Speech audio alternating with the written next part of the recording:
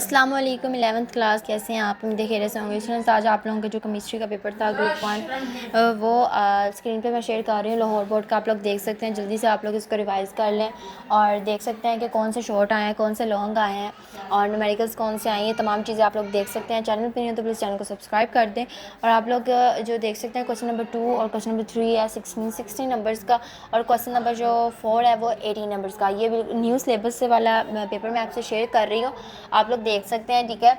और पहले मैंने सप्लीमेंट्री का पेपर मैंने शेयर किया था, जो बच्चे ओल्ड जिन्होंने की सप्लीमेंट्री का पेपर जो है दे रहे हैं उनके लिए ये न्यू सिलेबस आप लोग देख सकते हैं स्क्रीन पे। 2026 का बिल्कुल ओरिजिनल है।